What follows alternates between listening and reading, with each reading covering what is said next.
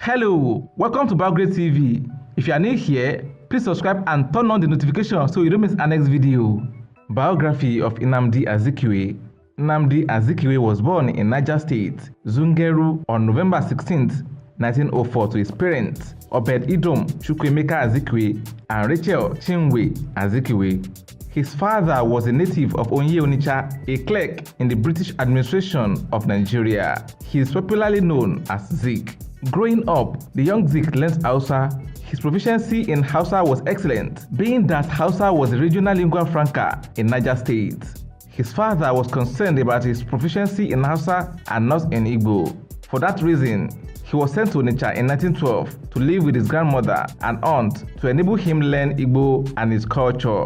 At Onitsha, Azikiwe was enrolled in a Catholic mission school, Holy Trinity School, and Christ Church School, an Anglican primary school. Azikiwe was bitten by a dog in 1914, and then his father had moved to Lagos. Being worried, he told his son to come to Lagos to heal and also school in the city. Not too long, his father was transferred again to Kaduna, so he had to briefly live with a relative who was married to a Muslim from Sierra Leone. By the time he went back to Onitsha in 1918, he had learnt the Yoruba language. His return to Onitsha was to finish his elementary school. After elementary education, he worked as a student teacher, supporting his mother with the little earnings he made. In 1920, he was introduced to the tenets of Marcus Garvey when he moved to Calabar to live with his father, who had been transferred to the city.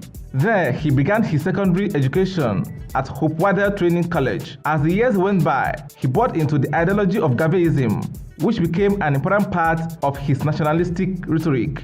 He later left for Methodist Boys High School in Lagos and became friends with George Shingu, Ade Williams, and Francis Cole. These friends of his helped his political career later in life. After his secondary education, he got a job at the Colonial Service as a clerk. It was in that place that he understood the real meaning of colonialism, as Africans were treated unfairly by the whites. This fueled his ambition to further his education abroad, and following the earlier advice he got from his teacher, James Aggrey, who believed Africans should school abroad, then returned home to make an impact. Zik applied to a number of schools and was accepted by Sora College in the United States. To get to America, he contacted a seaman and made a deal to be a stowaway. Unfortunately, one of his friends became ill and passed away, and they were advised to disembark in Sekondi, Ghana. In Ghana, he worked as a police officer but left shortly for Nigeria when his mother visited, asking him to return home.